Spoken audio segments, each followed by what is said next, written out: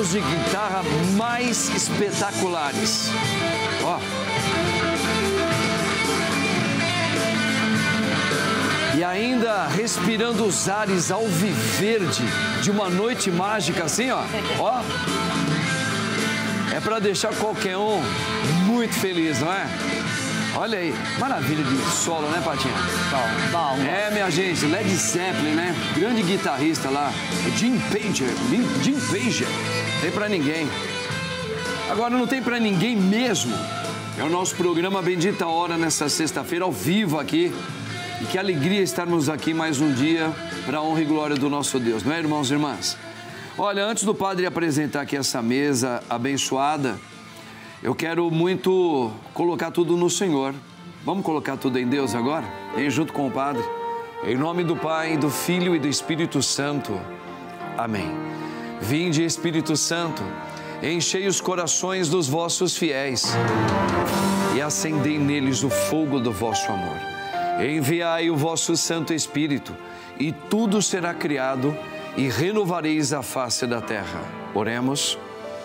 Ó Deus, que instruístes os corações dos vossos fiéis com a luz do Espírito Santo, fazei que apreciemos retamente todas as coisas, segundo o mesmo Espírito, e gozemos sempre da sua consolação, por Cristo Senhor nosso, assim seja.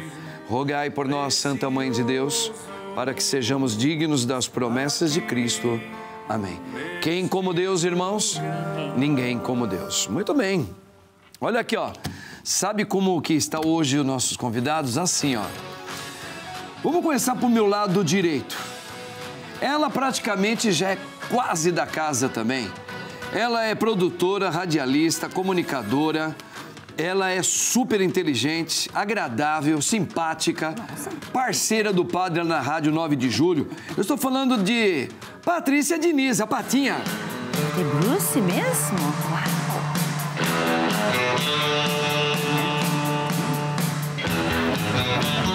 Olha isso. Ela só fala no primeiro Pretty Woman. Boa tarde, gente. Boa tarde, muito bem. Sempre muito bom estar aqui, né? Bom estar de volta. Que bom. Patinha, seja bem-vinda mais uma vez. Obrigada, Patrícia. Obrigada. Ele está vindo pela primeira vez aqui no meu programa.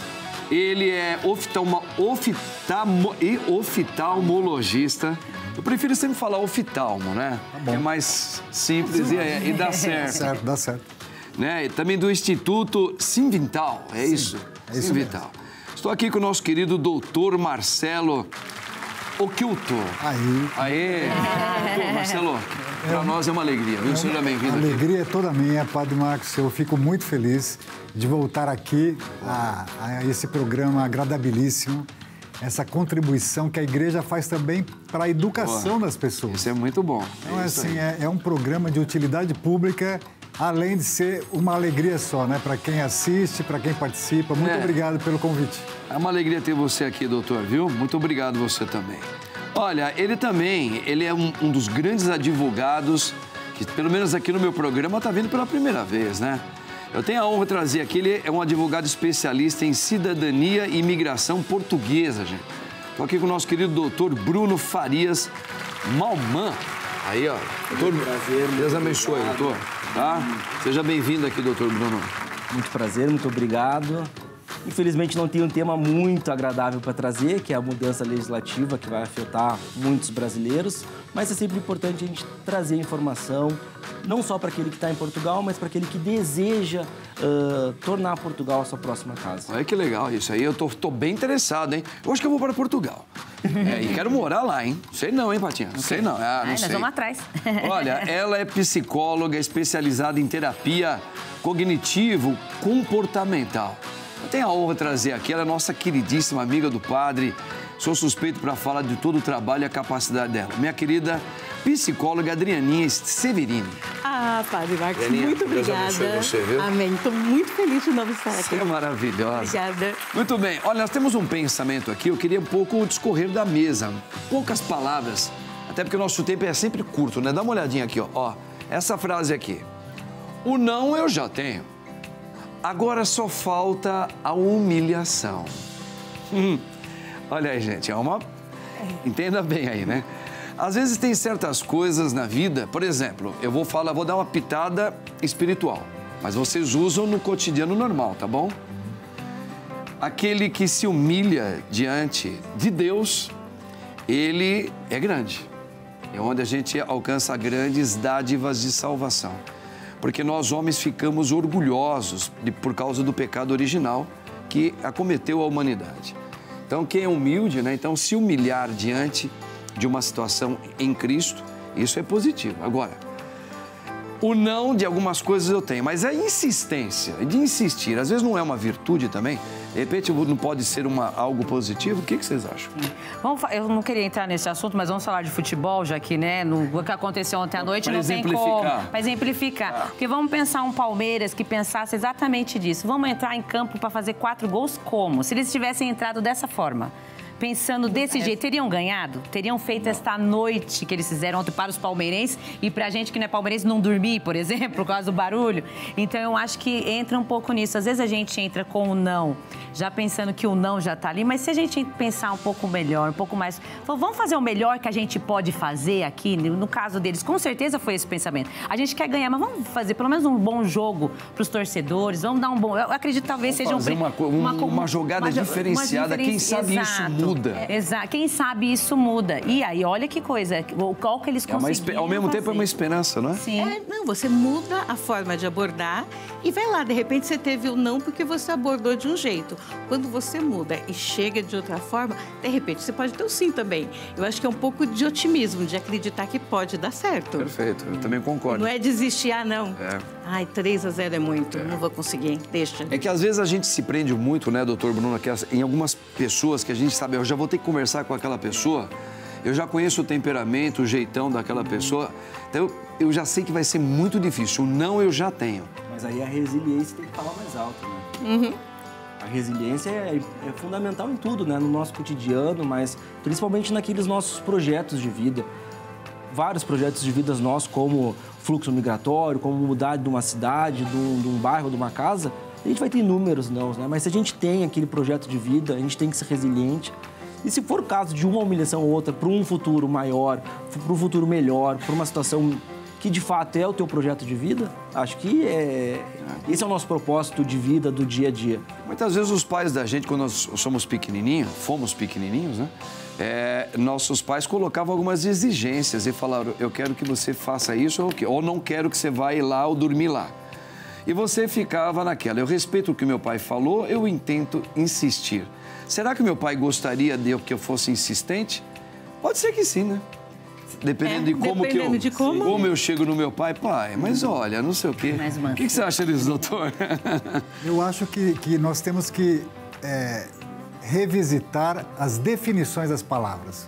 Então, por exemplo, humilhação, no pejorativo, é uma coisa negativa. É feio, mas se humilhar para que você seja humilde e busque o que você deseja, é altissimamente positivo. Até mesmo Jesus, padre, me corrija, por favor, no Sermão do Monte disse que no simples é que herdariam a terra. Perfeito, perfeito. E é justamente nessa condição de eu me rebaixar temporariamente para atingir o meu propósito, isso é uma atitude altamente positiva, porque a perseverança é a única forma de você construir o patrimônio que as traças não corroem, os ladrões não roubam. Muito bem. Né? Então, aprender a negociar, né? Sim, a forma como você faz. Mas, infelizmente, a maioria, quando percebe o obstáculo e a negativa, já desiste antes de tentar. É verdade. E não Eu até me lembrei aqui do nosso queridíssimo, saudosíssimo Ayrton Senna, né? Que deram um carro para ele na época da Lotus, que perto dos outros carros era um carriquinho, não era um carrinho de rolemã. Pois ele conseguiu fazer daquele carrinho ali Ele falou, meu Deus, não tem não para mim, eu vou... Um grande exemplo. Não é? Acho que é bem legal isso aí. Muito legal. Legal, gente. Então tá aí, ó, tá vendo um pouquinho aqui? E a nossa enquete, então, de hoje é o seguinte, ó. Você se considera uma pessoa insistente para alcançar os seus objetivos? Então, você vai responder no finalzinho do programa, hein, ó. Você vai voltar no nosso Instagram oficial, @programa Bendita Hora, tá bem? No finalzinho, nós vamos lembrar, vamos ver o que você respondeu, tá certo? Legal. Vamos aqui à primeira informação. Dá uma olhadinha aqui, gente, ó. Problemas com o uso de lentes de contato. Doutor, muitas pessoas hoje fazem uso de lentes de contato, né? Só que muita gente reclama que é difícil, principalmente no começo, colocar e tem que ter toda uma higienização, etc. Fala um pouquinho sobre esse uso da lente, de quem precisa da lente. Tem gente que nem quer usar, eu prefiro ficar com óculos, que dá menos trabalho e eu vou enxergar da mesma maneira. Como que esse problema com o uso de lentes de contato pode ser resolvido ou não? Ou é só fazer uma cirurgia, está tudo certo? As lentes de contato são uma evolução na oftalmologia, né? Então elas ajudam demais, a tecnologia também evoluiu demais ao ponto de termos hoje lentes que são altamente eficientes e confortáveis. O grande problema está no uso inadequado.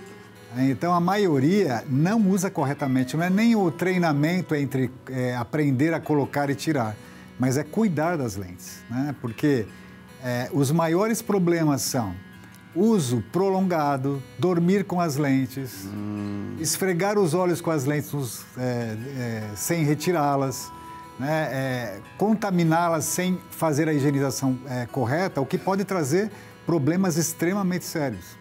Isso é muito importante. Eu uso lente, eu já vi algumas pessoas, tipo, se está me incomodando e eu não tenho como fazer, eu lavo as mãos e tiro, mas eu jogo fora. Tem gente que fala, não, vou colocar no copinho aqui com água e daqui a pouco volta e coloca. Daí deu um problema e fala, foi a lente que causou. Não, foi o que o doutor falou. É a forma como a pessoa está utilizando. Exatamente. E, inclusive, no tempo de duração das lentes, que ele é programado de maneira absolutamente técnica. Ou seja, a indústria faz com que a lente estrague de propósito para que você seja obrigado a trocá-la.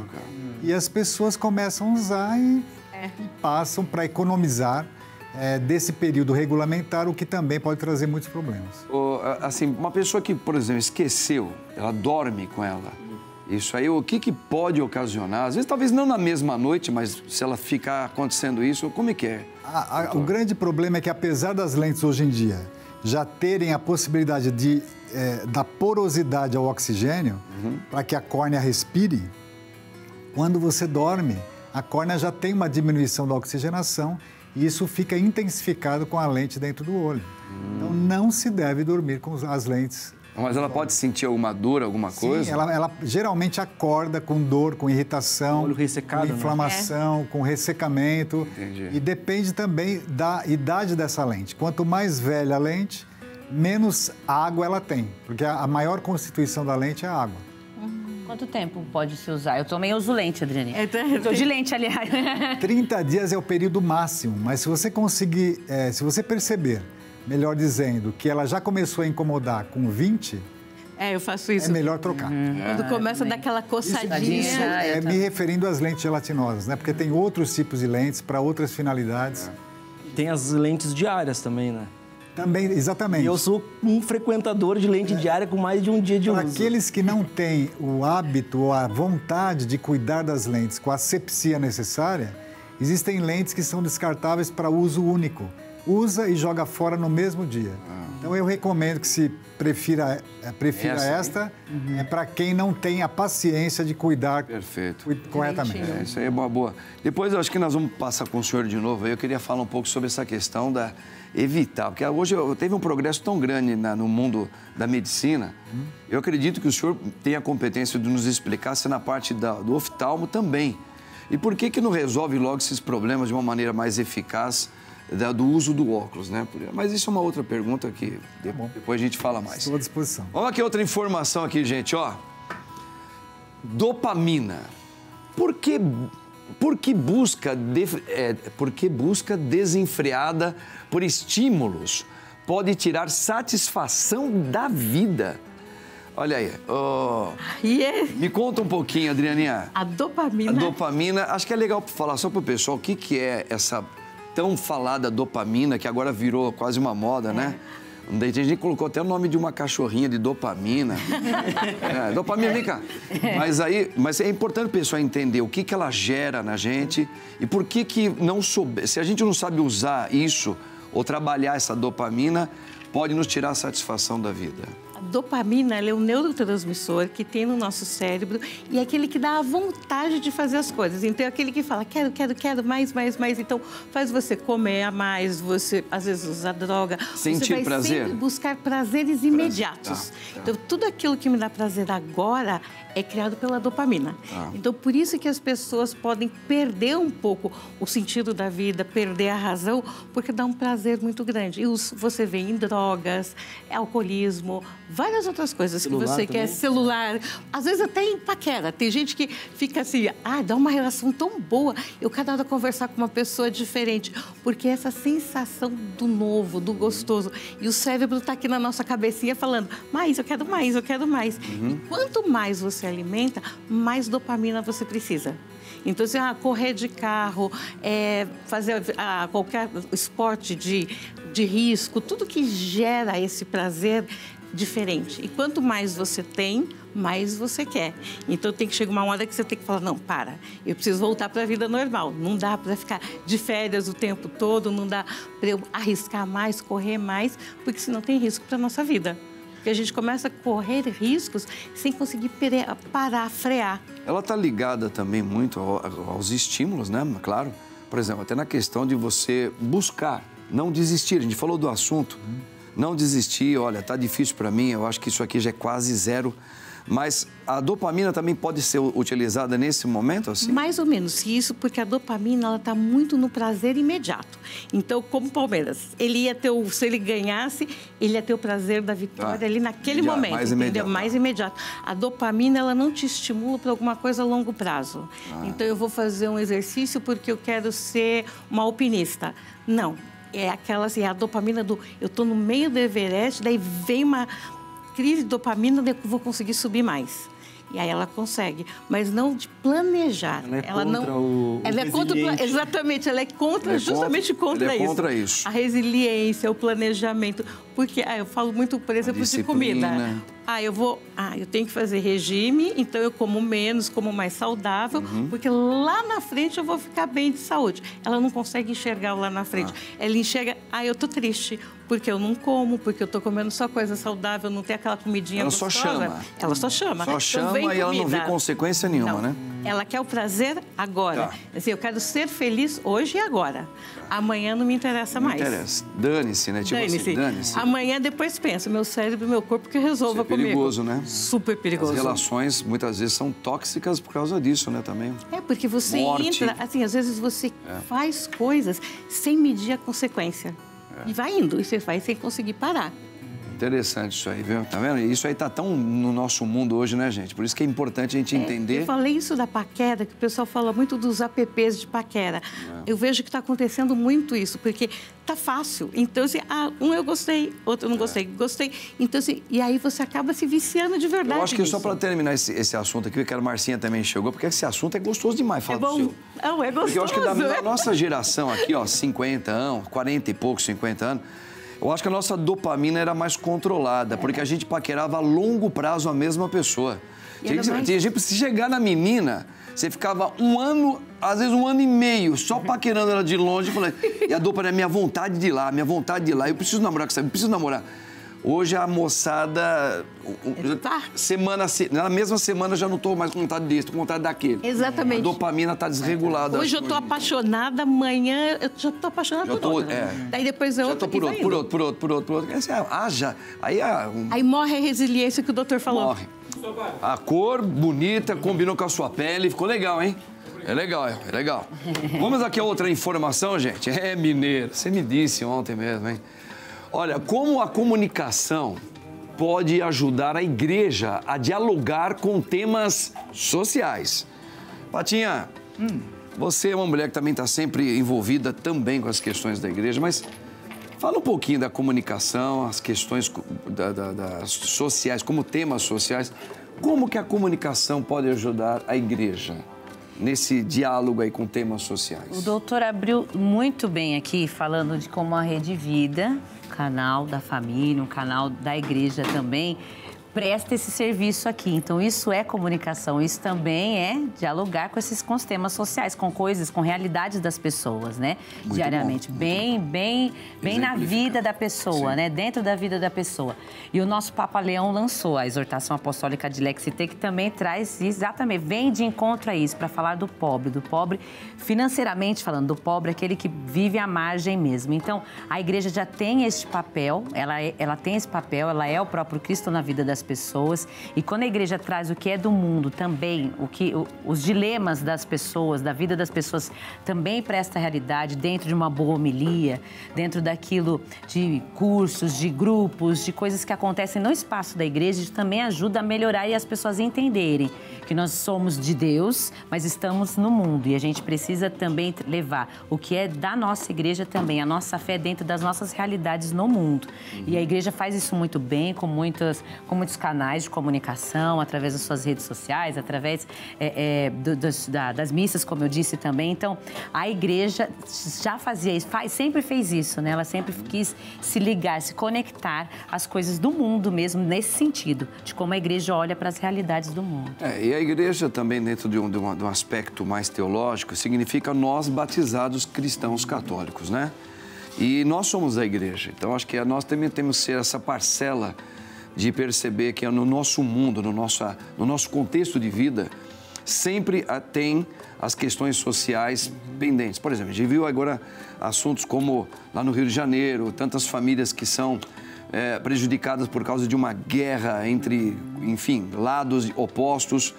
Então, essa questão de todos nós também sabermos o que nós podemos fazer, como podemos chegar até lá, o que nós podemos contribuir. Acho que isso faz muito de cada um de nós também, né? Também, é parte de cada um de nós, porque nós somos igreja. Então, a gente, lógico, que muitas vezes espera a palavra do Papa, da CNBB, do padre, né? Mas é importante a gente entender que nós somos, muitas vezes, eu não lembro quem disse isso agora, o único evangelho que as pessoas conhecem na nossa realidade. Perfeito, né? Então, perfeito. Nós somos o próprio evangelho. Então, a gente tem essa postura também de entender que dentro daquilo ali, dentro dessa realidade do Rio de Janeiro, dentro de alguma pauta de aborto, que a igreja sempre se levanta. E as pessoas também precisam entender que a gente não só tem que viver a oração, também a ação. A ação é muito importante também, para que a gente possa levar o Cristo no mundo. Então, essa comunicação, se comunicar, estar atento, como você deu bons exemplos aqui, né? A gente está sempre notificando, é como fosse luzeiros, falando, gente, olha, nós estamos passando por essa realidade, essa aqui é a urgência maior que nós temos, nós pedimos que vocês colaborem, venham conosco nesse projeto que nós estamos fazendo em prol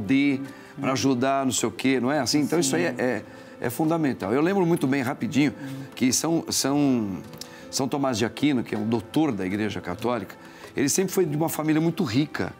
E ele é um rapaz muito querido, né? Todo mundo gostava demais dele. Só que as pessoas viam ele muito com aspecto triste, sempre.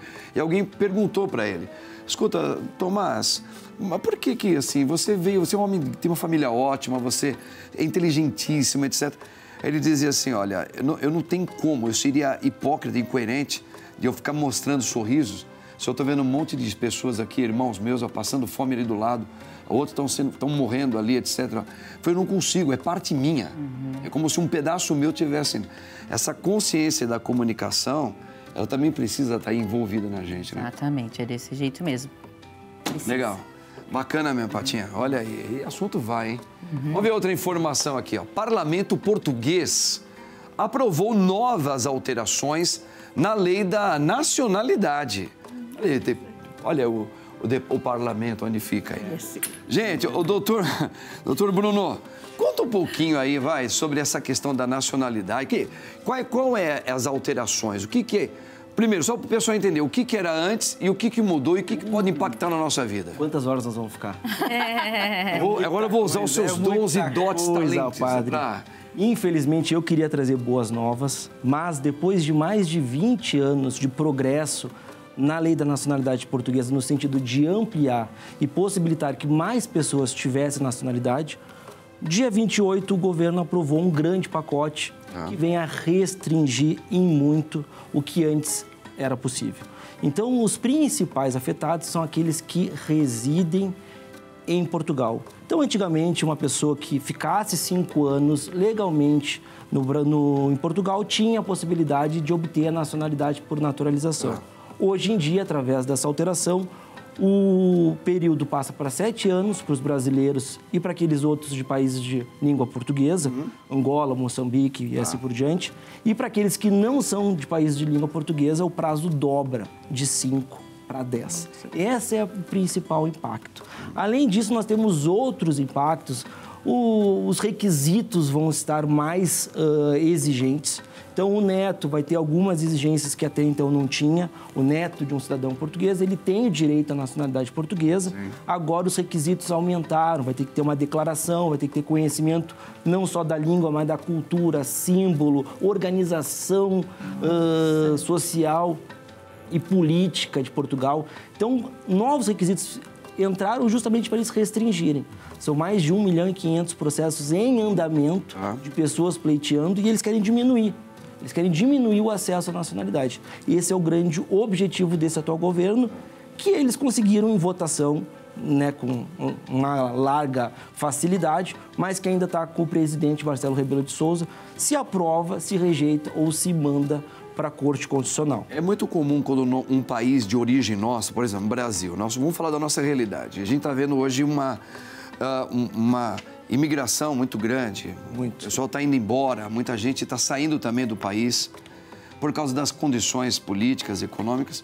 E a gente está vendo que é um dos países ali da Europa, vamos falar da Europa, sim, é mais Portugal e Espanha, são dos que mais o pessoal vai, ou então nos Estados Unidos, dependendo. Sim. Mas também começa a haver uma aglomeração lá também, né? Com certeza. Eu acho que essas alterações, esses regimentos também estão percebendo que são países pequenos. O Brasil, quando eles vieram para cá, vamos falar daquela época, aqui era um continente, vai. Ainda é diferente. Lá eles são um pedacinho do tamanho de São Paulo. E começa a vir do tamanho do Rio Grande do Sul. Eu sou do Rio Grande do Sul, vou puxar para o meu lado.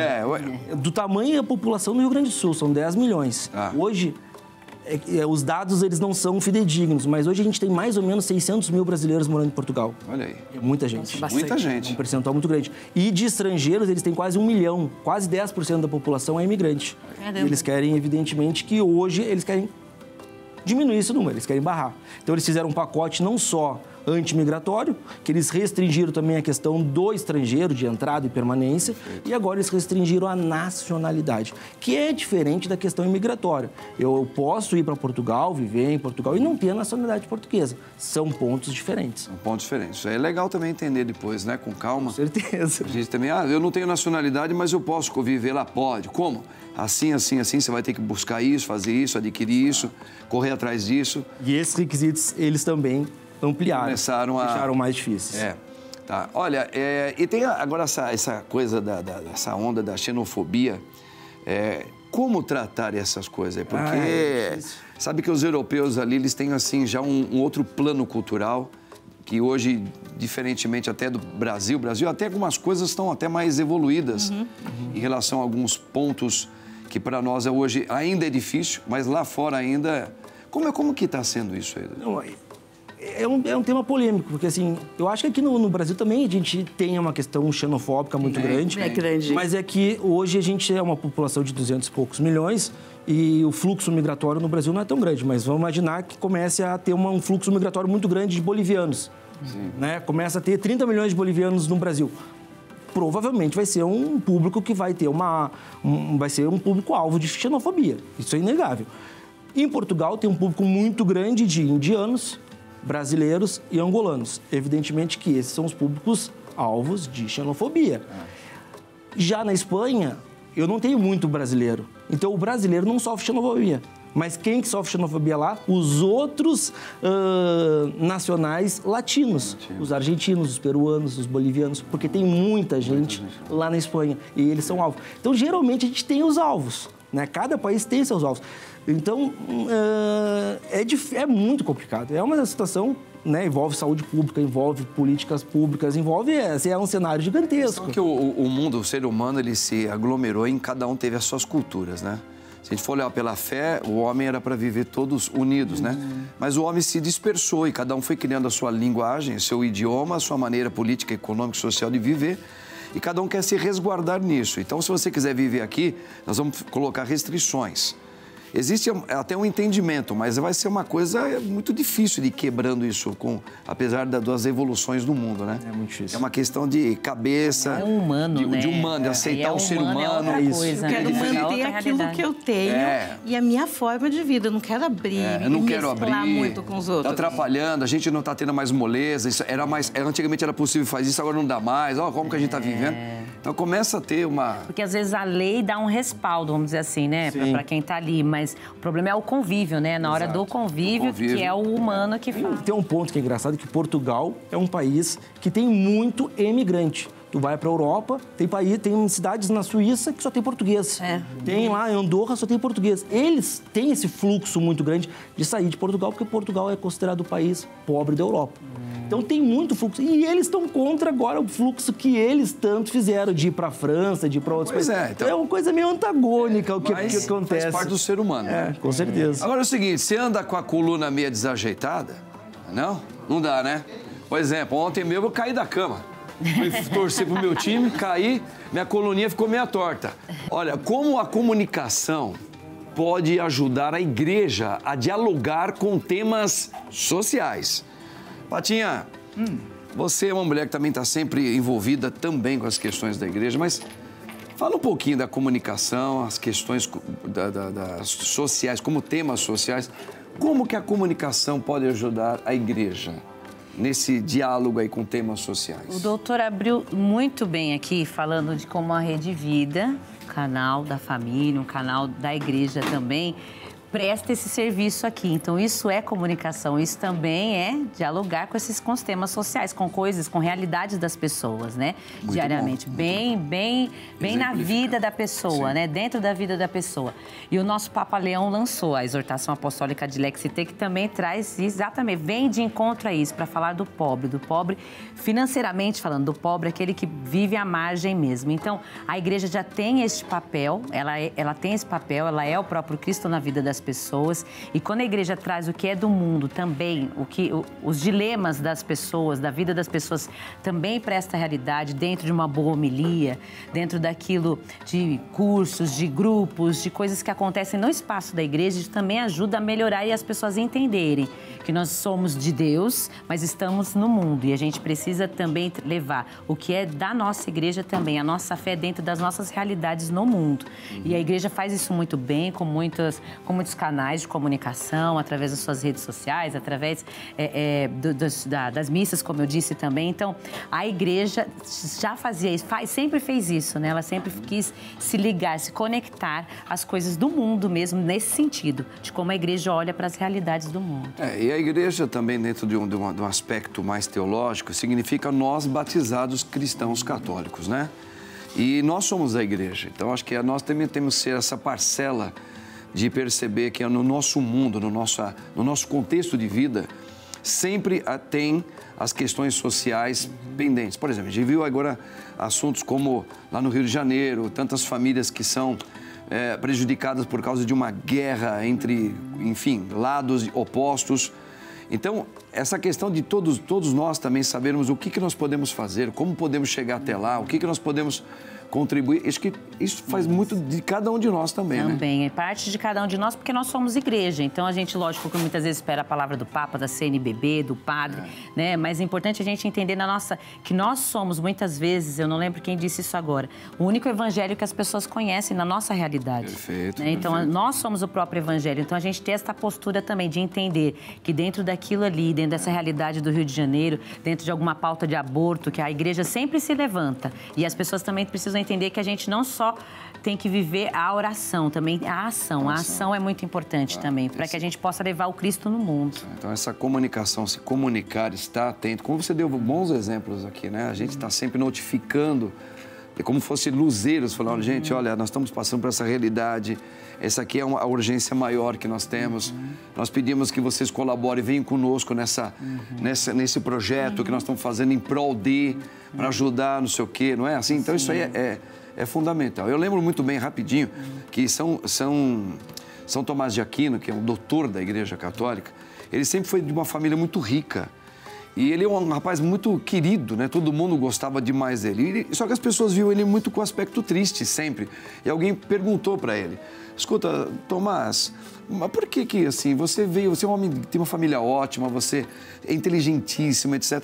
Ele dizia assim, olha, eu não tenho como, eu seria hipócrita, incoerente, de eu ficar mostrando sorrisos, se eu estou vendo um monte de pessoas aqui, irmãos meus, passando fome ali do lado, outros estão morrendo ali, etc. Eu não consigo, é parte minha. É como se um pedaço meu tivesse... Essa consciência da comunicação, ela também precisa estar envolvida na gente, né? Exatamente, é desse jeito mesmo. Precisa. Legal. Bacana mesmo, Patinha. Olha aí, assunto vai, hein? Vamos ver outra informação aqui, ó. Parlamento português aprovou novas alterações na lei da nacionalidade. Olha o parlamento, onde fica aí. Gente, o doutor Bruno, conta um pouquinho aí, vai, sobre essa questão da nacionalidade. Qual é as alterações? O que é? Primeiro, só para o pessoal entender, o que era antes e o que mudou e o que pode impactar na nossa vida. Quantas horas nós vamos ficar? Agora eu vou usar os seus dons e dotes talentos. Padre. Infelizmente, eu queria trazer boas novas, mas depois de mais de 20 anos de progresso na lei da nacionalidade portuguesa, no sentido de ampliar e possibilitar que mais pessoas tivessem nacionalidade, dia 28 o governo aprovou um grande pacote que vem a restringir em muito o que antes era possível. Então, os principais afetados são aqueles que residem em Portugal. Então, antigamente, uma pessoa que ficasse 5 anos legalmente em Portugal tinha a possibilidade de obter a nacionalidade por naturalização. Hoje em dia, através dessa alteração, o período passa para 7 anos para os brasileiros e para aqueles outros de países de língua portuguesa, Angola, Moçambique e assim por diante. E para aqueles que não são de países de língua portuguesa, o prazo dobra de 5 para 10. Esse é o principal impacto. Além disso, nós temos outros impactos. Os requisitos vão estar mais exigentes. Então, o neto vai ter algumas exigências que até então não tinha. O neto de um cidadão português, ele tem o direito à nacionalidade portuguesa. Sim. Agora, os requisitos aumentaram. Vai ter que ter uma declaração, vai ter que ter conhecimento não só da língua, mas da cultura, símbolo, organização social e política de Portugal. Então, novos requisitos entraram justamente para eles restringirem. São mais de 1.500.000 processos em andamento de pessoas pleiteando e eles querem diminuir. Eles querem diminuir o acesso à nacionalidade. Esse é o grande objetivo desse atual governo, que eles conseguiram em votação, né, com uma larga facilidade, mas que ainda está com o presidente Marcelo Rebelo de Sousa, se aprova, se rejeita ou se manda para a Corte Constitucional. É muito comum quando um país de origem nossa, por exemplo, Brasil, vamos falar da nossa realidade. A gente está vendo hoje uma imigração muito grande. O pessoal está indo embora, muita gente está saindo também do país por causa das condições políticas, econômicas. E a gente está vendo que um dos países ali da Europa, vamos falar da Europa, sim, é mais Portugal e Espanha, são dos que mais o pessoal vai, ou então nos Estados Unidos, dependendo. Sim. Mas também começa a haver uma aglomeração lá também, né? Com certeza. Eu acho que essas alterações, esses regimentos também estão percebendo que são países pequenos. O Brasil, quando eles vieram para cá, vamos falar daquela época, aqui era um continente, vai. Ainda é diferente. Lá eles são um pedacinho do tamanho de São Paulo, aí começa a vir... Do tamanho do Rio Grande do Sul. Eu sou do Rio Grande do Sul, vou puxar para o meu lado. Do tamanho da população do Rio Grande do Sul, são 10 milhões. Hoje, os dados eles não são fidedignos, mas hoje a gente tem mais ou menos 600.000 brasileiros morando em Portugal. Olha aí. É muita gente. Muita gente. Um percentual muito grande. E de estrangeiros, eles têm quase 1 milhão. Quase 10% da população é imigrante. E eles querem, evidentemente, que hoje eles querem diminuir esse número, eles querem barrar. Então, eles fizeram um pacote não só antimigratório, que eles restringiram também a questão do estrangeiro, de entrada e permanência, e agora eles restringiram a nacionalidade, que é diferente da questão imigratória. Eu posso ir para Portugal, viver em Portugal e não ter a nacionalidade portuguesa. São pontos diferentes. São pontos diferentes. Isso é legal também entender depois, né? Com calma. Com certeza. A gente também, eu não tenho nacionalidade, mas eu posso conviver lá. Pode. Como? Assim, você vai ter que buscar isso, fazer isso, adquirir isso, correr atrás disso. E esses requisitos, eles também ampliaram, deixaram mais difíceis. Tá. Olha, e tem agora essa coisa dessa onda da xenofobia. como tratar essas coisas? Porque sabe que os europeus ali, eles têm assim já um outro plano cultural, que hoje, diferentemente até do Brasil, até algumas coisas estão até mais evoluídas em relação a alguns pontos que para nós hoje ainda é difícil, mas lá fora ainda... Como que está sendo isso aí? Não, é um tema polêmico, porque assim, eu acho que aqui no Brasil também a gente tem uma questão xenofóbica muito grande. É grande. Mas é que hoje a gente é uma população de 200 e poucos milhões e o fluxo migratório no Brasil não é tão grande, mas vamos imaginar que comece a ter um fluxo migratório muito grande de bolivianos. Né? Começa a ter 30 milhões de bolivianos no Brasil. Provavelmente vai ser um público que vai ter vai ser um público-alvo de xenofobia. Isso é inegável. Em Portugal tem um público muito grande de indianos, brasileiros e angolanos. Evidentemente que esses são os públicos alvos de xenofobia. Já na Espanha, eu não tenho muito brasileiro. Então, o brasileiro não sofre xenofobia. Mas quem que sofre xenofobia lá? Os outros nacionais latinos. Os argentinos, os peruanos, os bolivianos. Porque tem muita gente lá na Espanha. E eles são alvos. Então, geralmente, a gente tem os alvos. Né? Cada país tem seus alvos. Então, é muito complicado. É uma situação, né? Envolve saúde pública, envolve políticas públicas, envolve... É um cenário gigantesco. Porque o mundo, o ser humano, ele se aglomerou e cada um teve as suas culturas, né? Se a gente for olhar pela fé, o homem era para viver todos unidos, né? Mas o homem se dispersou e cada um foi criando a sua linguagem, o seu idioma, a sua maneira política, econômica e social de viver. E cada um quer se resguardar nisso. Então, se você quiser viver aqui, nós vamos colocar restrições. Existe até um entendimento, mas vai ser uma coisa muito difícil de ir quebrando isso, apesar das evoluções do mundo, né? É muito difícil. É uma questão de cabeça... É humano, de humano, de aceitar o ser humano. É isso. Eu quero manter aquilo que eu tenho e a minha forma de vida. Eu não quero abrir, eu não quero mesclar muito com os outros. Está atrapalhando, a gente não está tendo mais moleza. Isso antigamente era possível fazer isso, agora não dá mais. Como que a gente está vivendo?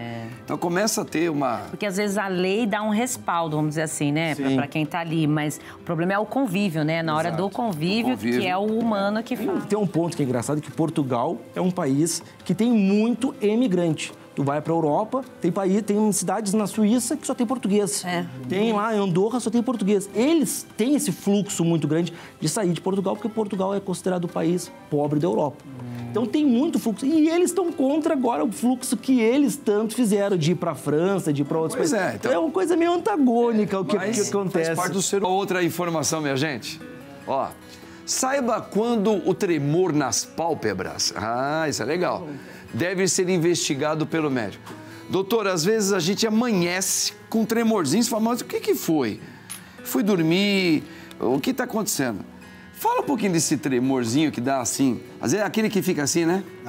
Às vezes só você está percebendo, mas o outro não está percebendo nada. Alguns percebem até.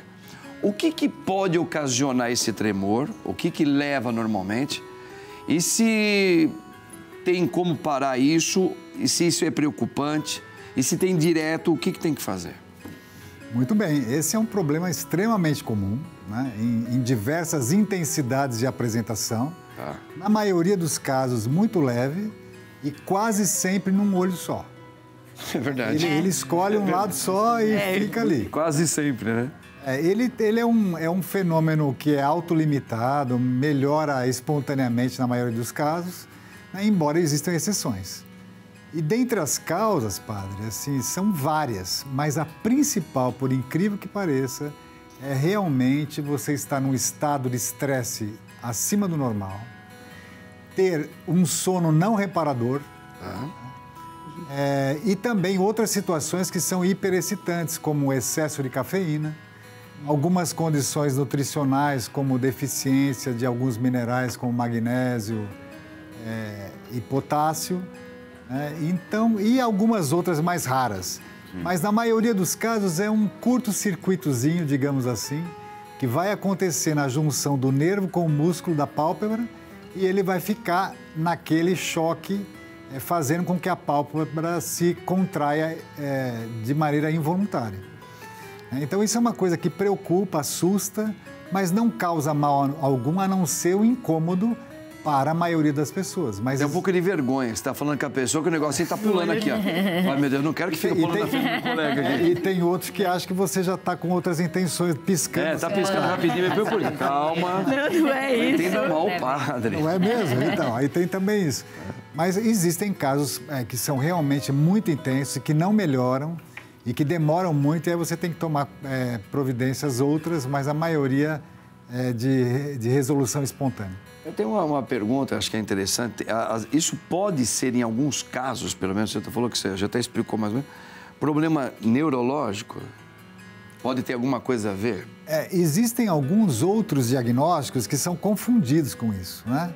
Como algumas síndromes, inclusive, de origem neurológica ou psiquiátrica, que fazem com que a pessoa tenha pisque de maneira involuntária e desnecessária e intensa.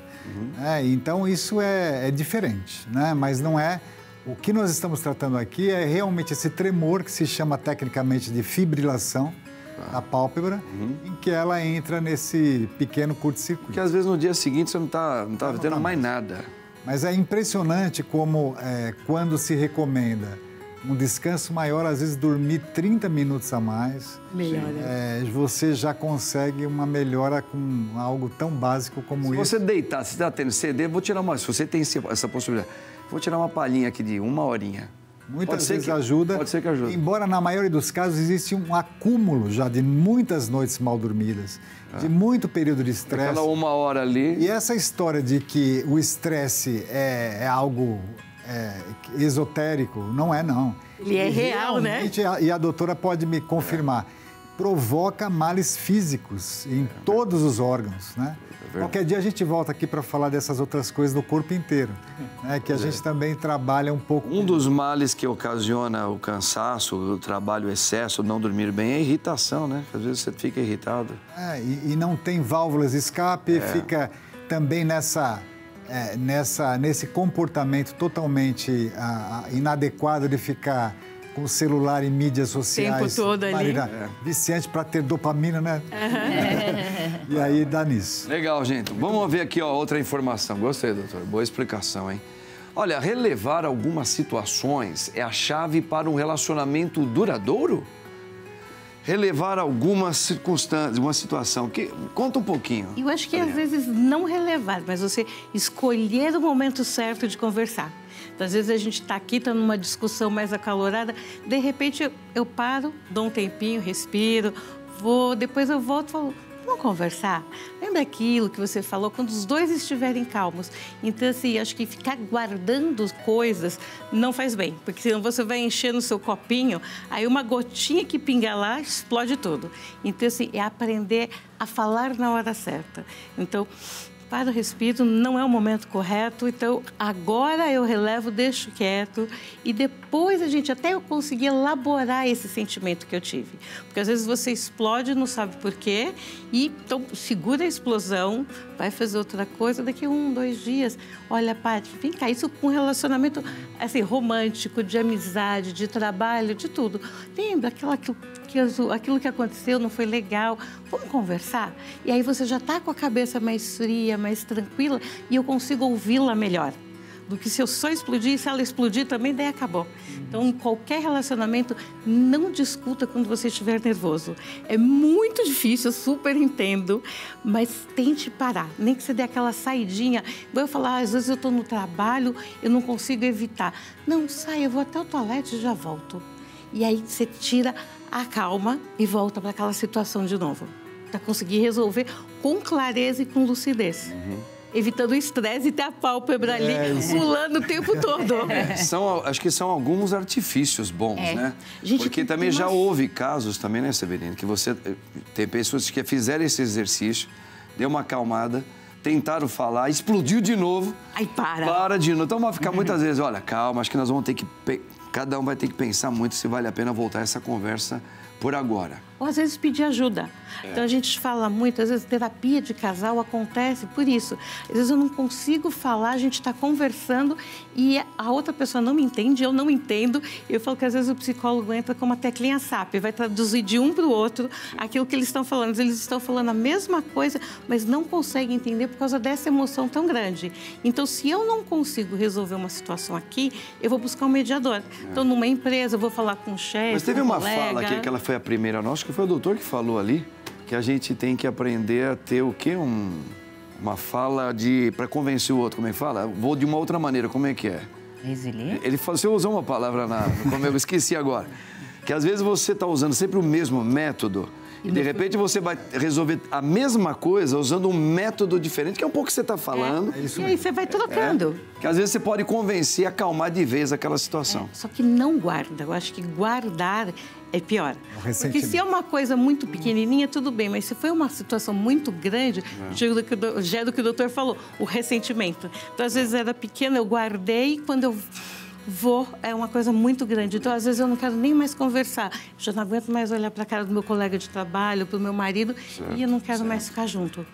É perfeito, tá vendo? Então, a gente tem que ter esse jeitinho de conversar. Freios. Sem contar que nesses momentos de explosão, você geralmente usa palavras que são ofensivas. Exatamente. Arrepende depois, e você fala que você realmente não pensa. Eu ouço muito isso. Não era isso que eu queria dizer. Eu falei porque eu estava nervoso, explodi, não era. Então usa aquilo que você não quer, mas foi. Ser humano é ser humano, tanto homem quanto mulher. Nós temos, mas assim, as mulheres elas têm uns comportamentos diferentes dos homens e dos homens diferentes da mulher. Você acha que o homem consegue relevar mais, dependendo da circunstância, do que a mulher? Normalmente as mulheres... Aqui não é falar quem é melhor, quem é pior, tá? Eu acho que é característica de personalidade do que gênero. E pode ser homem também, assim. Pode ser homem. Tem homem, às vezes, é extremamente explosivo. Então, e tem mulheres que são mais calmas. Então, assim, é característica de cada um. A pessoa que é mais explosiva, mais impulsiva, ela tem mais dificuldade de... Então, eu brincava que assim, dá aquela crise dos 5 minutos que a pessoa fala tudo e depois ela fica 5 meses pedindo desculpa. Então, segura esses 5 minutos. Sim. Então, assim, não depende do gênero. É muito da pessoa. Muito da pessoa. E quando você percebe que você é assim, busca tratamento antes de acontecer as situações. Se você percebe que você tem um... Foi repetindo. Então, toda hora eu tenho essa postura e falo, pô, isso aqui também não tá legal em mim. Não, né? E tá atrapalhando sua vida. Você perde um amigo, perde um emprego, perde um relacionamento. Epa, peraí, eu tô com algum problema, eu preciso cuidar de mim. Legal, tá vendo, gente? Que bacana. Cidadania e passaporte, qual a diferença? Doutor, explica isso melhor pra gente, vai. Quero tirar um passaporte. Não, eu quero fazer a cidadania. Essa pergunta é muito boa e as pessoas fazem muita confusão, porque cidadania e passaporte são coisas completamente diferentes, mas estão relacionados. Então, cidadania é aquele vínculo jurídico que eu tenho com aquele determinado país. Eu sou cidadão brasileiro, porque eu nasci no Brasil, filho de brasileiros, e a legislação aqui estabelece isso. Nascidos no Brasil, se torna cidadão brasileiro. Mas eu posso ter passaporte ou não, sendo brasileiro. E eu tenho passaporte se eu quero viajar para o estrangeiro. Sim. Passaporte, então, nada mais é do que um documento de viagem que atesta a sua cidadania. Se eu tenho um passaporte brasileiro, é porque eu sou cidadão brasileiro, tenho cidadania brasileira. Da mesma forma acontece para Portugal, para Itália, assim por diante. Então as pessoas confundem muito que ter passaporte, ter cidadania é sinônimo de ter passaporte. Não. Às vezes a pessoa pode ter cidadania portuguesa, pode ter cidadania italiana e não ter passaporte nem de Portugal, nem da Itália e também do Brasil. Quantos brasileiros não têm passaporte? Não deixam de ser brasileiros. Então, isso aí é importante também de a gente esclarecer para o pessoal que cidadania não é sinônimo de passaporte. É uma possibilidade. Quais são normalmente a pessoa que quer fazer um passaporte? O que ele precisa basicamente? Por exemplo, brasileiro, quero ir lá para Portugal.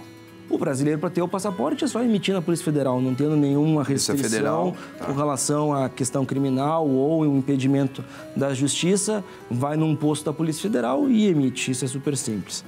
Paga as taxas e tudo mais.